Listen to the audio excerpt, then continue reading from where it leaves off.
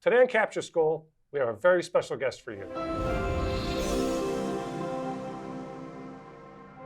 Welcome back to Capture School. Today, we're going to do something a little different. We're going to do an interview with someone today who doesn't really need an introduction, but I'm going to give him one anyway. And so let me just introduce Mark Wallace. Nice to be here. Yeah. Thanks to see you again. Thanks for Nice to see you again. Good to be anywhere.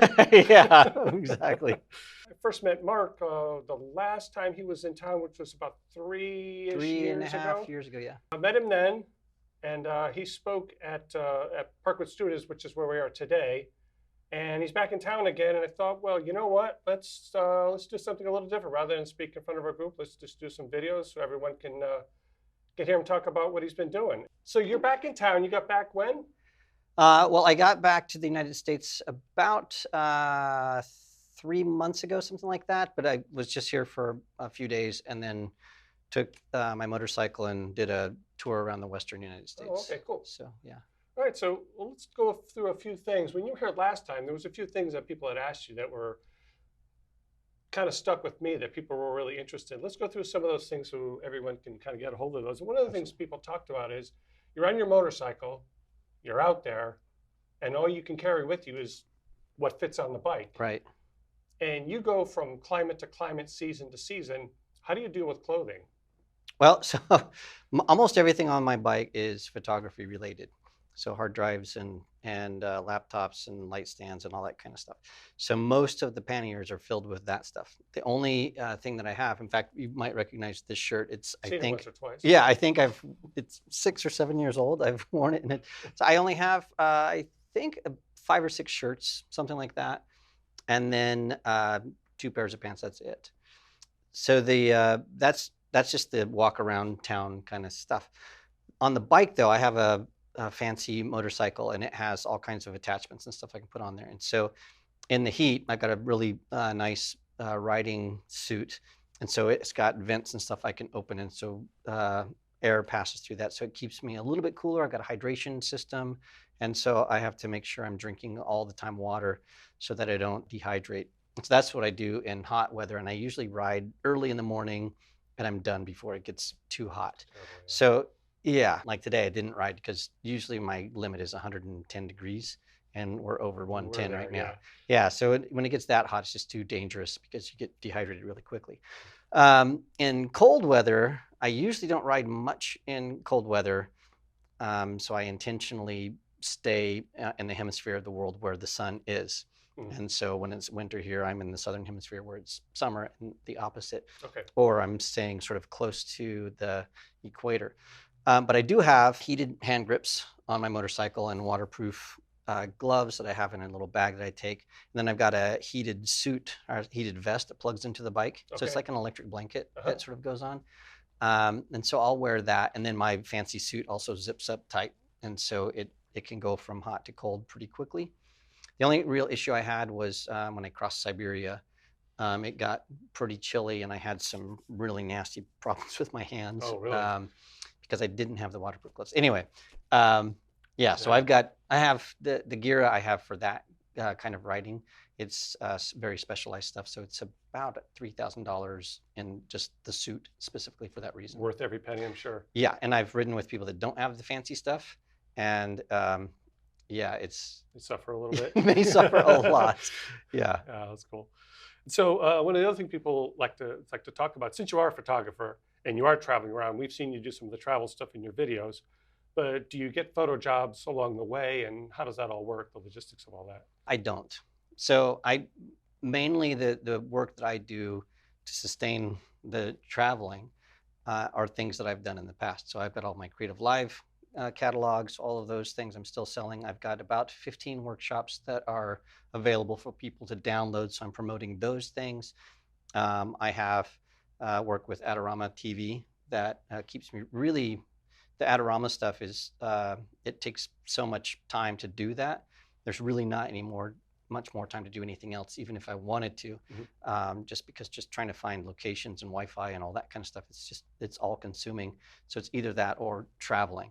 And so there's really not enough room for anything outside of that.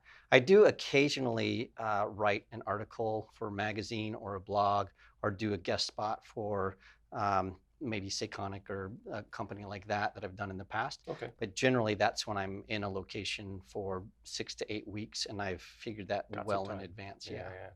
Well, so speaking of photography, so tell us what you carry with you photography-wise. It changes, but I have to take gear to document the writing. Right. So I've got all of that stuff. So that consists of 2 GoPros. They're Hero 6, I think. I've got an Osmo Pocket, which is absolutely the best camera that's been invented in the I last know you've 20 been years. walking around here with it all the It's time. Yeah. and I didn't bring it today, if you can believe it. It is spectacular. So the Osmo Pocket I use constantly. So I bought it in January, Okay. and I think I've used it every single day since I bought it. And I don't think that's ever happened with any camera except for maybe an iPhone.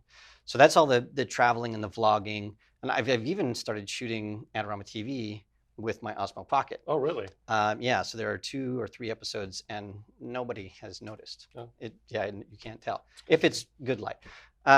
But for picky light and stuff like that, and in the studio, I have to have a camera that can work in a studio and on location. Sure.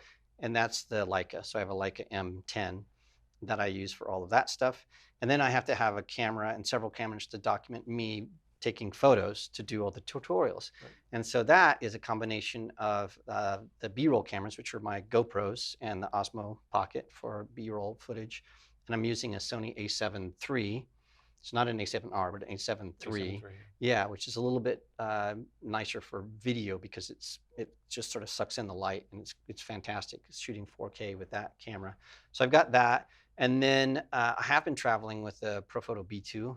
Oh, okay. So yeah. It's very, very small. Very small, yeah. And it's got, all the light modifiers that you can use. It's battery powered, yeah. It's battery powered. It can work anywhere. So just when I got back, I took the B2 out of my kit.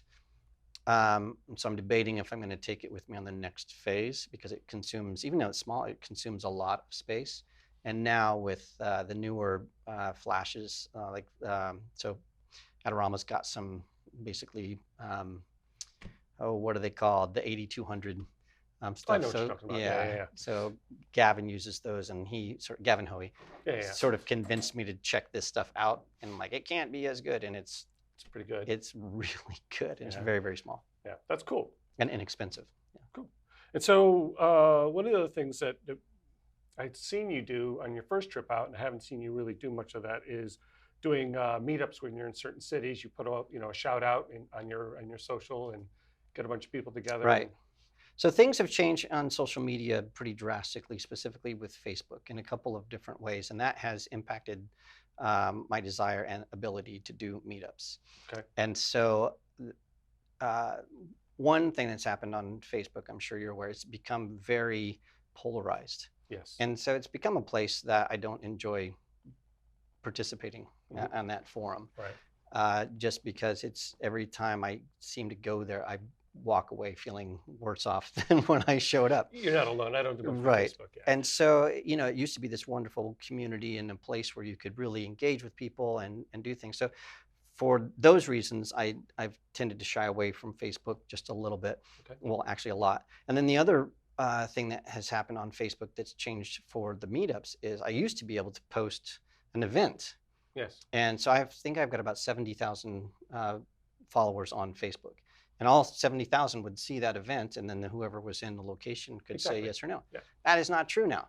So now I will post, for the last year or 2 years, I'll post an event, and nobody sees it.